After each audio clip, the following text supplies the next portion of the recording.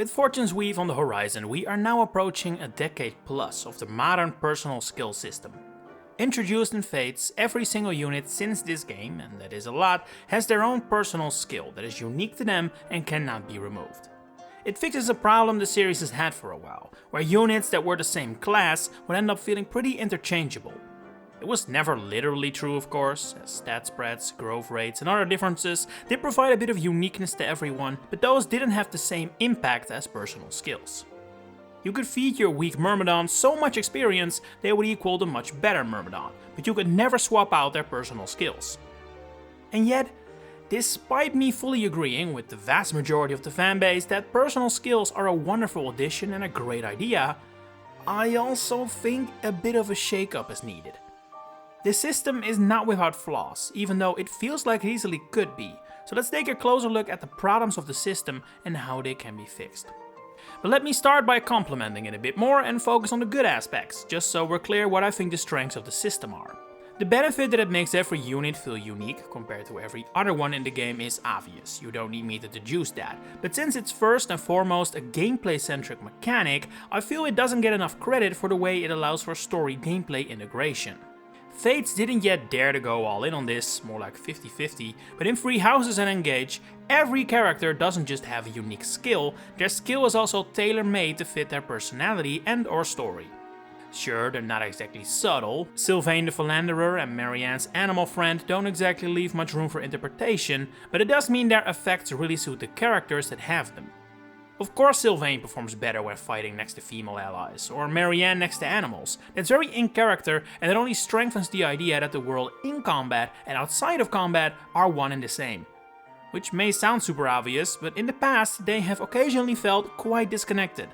Looking at you, legendary Swordmaster Carla, who is among the worst units in the series. But at the same time, this dedication to giving not just every unit their own skill, but also every unit a skill that fits their personality, has also led to a bit of a quantity over quality issue. Not every personal skill is created equally, that is an understatement. They range from +5 luck when next to a Wyvern Rider wearing a red helmet on a rainy Tuesday afternoon, to automatically rout the opponent. There is not just a big gap in strength, but also in terms of when skills trigger, what kind of purpose they serve, and in Fates, there are even characters with entire unique mechanics tied to their personal skill, like with Niles and Orochi's capture ability.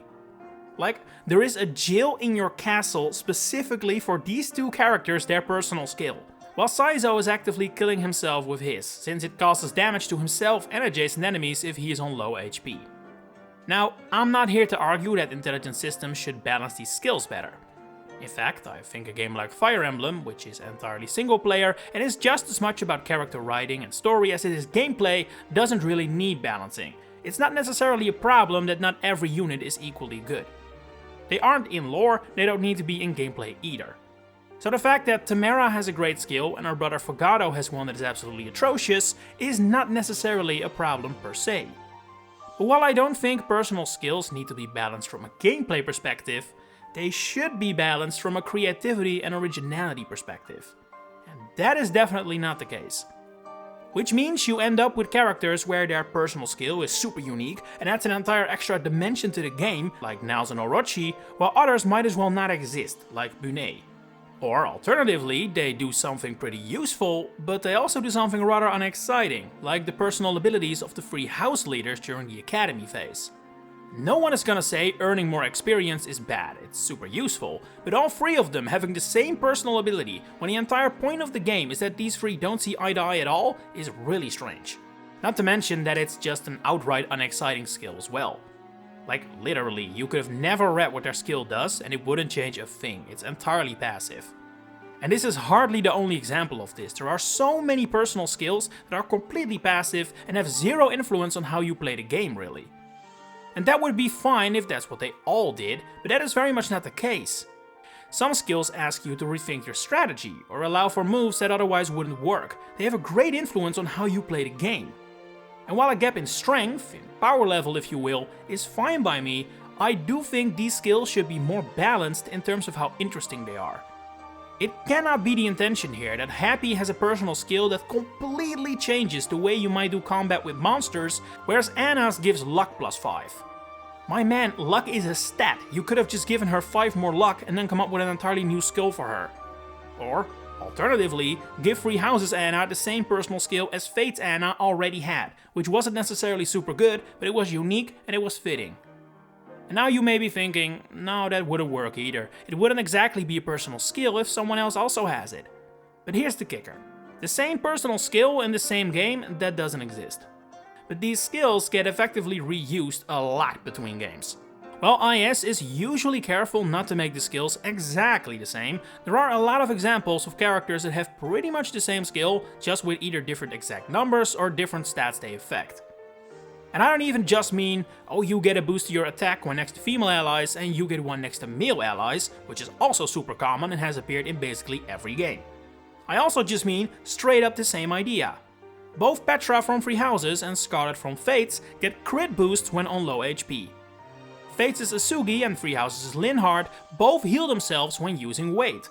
Ash's personal skill Lockpick is identical to the class skill Lock Touch in the same game. And Seedal and Azura's personal skills do exactly the same thing. They're just worded differently, which I guess makes it more of a class skill in the end, huh? Point being, while the idea is phenomenal and it should never go away, IS really need to get more creative with these. There is way too much overlap between not just units in the same game, but also between different games. I haven't got Fortune's Weave loaded up on my Switch 2 right now, unfortunately, but just based on the past 3 games, I can already tell you there will be units that will receive boosts when adjacent to male or female allies, others will get a boost when at full HP, and we will probably get another unit is stronger when not around allies.